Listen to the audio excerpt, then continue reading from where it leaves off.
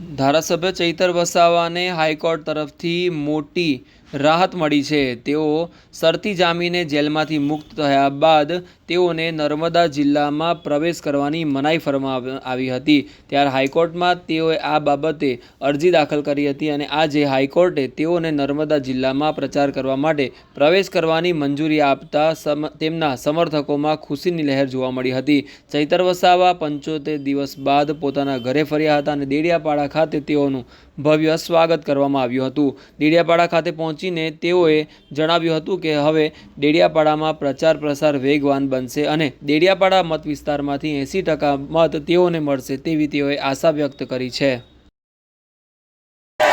જય જોહાર। આજે નામદાર ગુજરાત હાઈકોર્ટમાં નર્મદા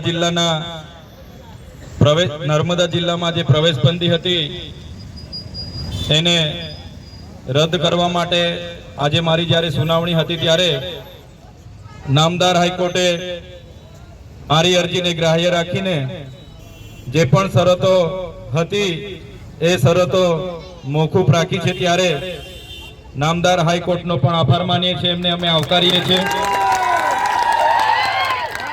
સાથે સાથે આજે જ્યારે અહીં આવવા માટે જે પ્રવેશની મંજૂરી મળી છે ત્યારે અહીં મારા વિધાનસભા મત વિસ્તારના તમામ જનતા વચ્ચે આજે જ્યારે મને આવવાનો મોકો મળ્યો છે ત્યારે મારી વિધાનસભાના તમામ જનતા વચ્ચે હું આવ્યો છું। સાથે મારું ગામ, મારા પરિવારની વચ્ચે આજે આવવાનું થયું છે ત્યારે ખરેખર ખુશી થાય છે।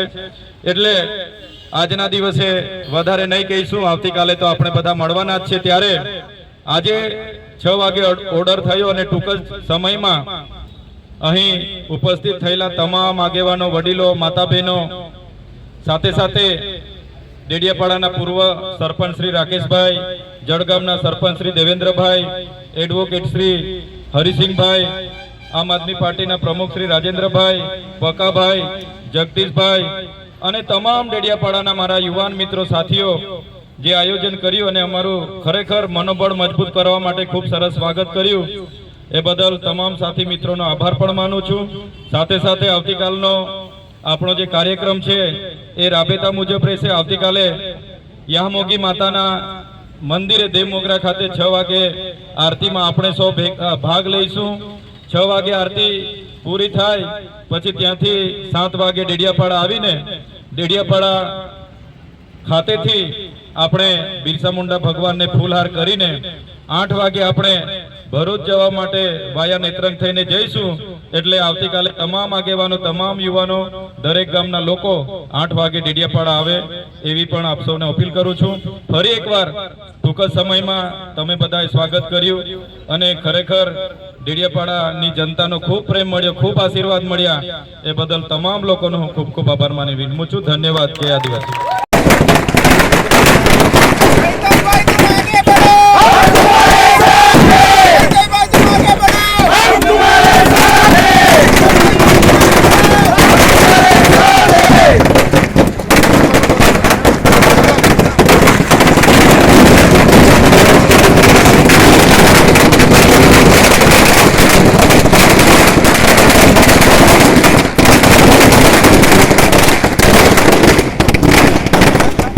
આજે મારે નામદાર ગુજરાત હાઈકોર્ટમાં જે આગલા કેસમાં મારે નર્મદા જિલ્લામાં પ્રવેશબંધીની શરતો હતી એને અપીલ કરી હતી અમે, ત્યારે આજે નામદાર ગુજરાત હાઈકોર્ટે મારી અરજીને ગ્રાહ્ય રાખીને મને મારા મત વિસ્તારમાં નર્મદા જિલ્લામાં પ્રવેશવાની મંજૂરી આપી છે। ત્યારે આજે મને મારા વિસ્તારના જનતાઓની વચ્ચે અને મારા પરિવાર, મારા ગામની વચ્ચે જ્યારે મારે પધારવાનું થયું છે ત્યારે મને ખૂબ જ આનંદ થયો છે।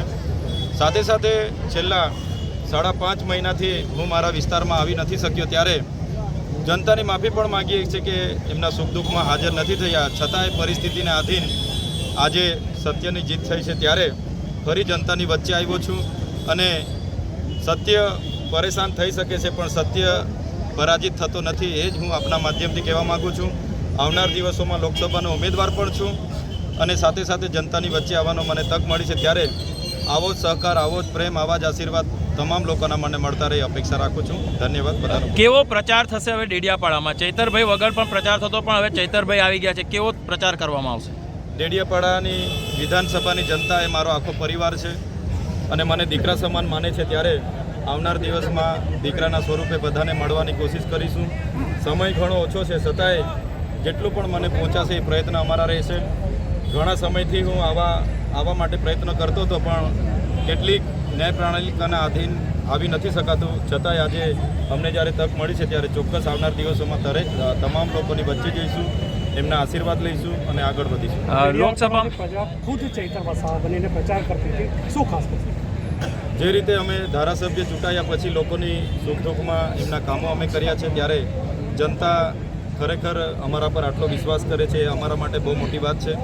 અને આવનાર દિવસોમાં એ લોકો બધા તૈયાર જ છે, છતાંય હું બધાને મળવાનો પ્રયત્ન કરીશ અને હજુ પણ વિશેષ બધા લોકો સમર્થન કરે અમારા પ્રયત્નો. ડેડિયાપાડાના લોકો ચૈતર વસાવાની માંગ કરતા હતા, હવે ચૈતર વસાવા આવી ગયા છે, કેવું રહેશે? મનસુખ વસાવા સામે પડકાર કેવા રહેશે?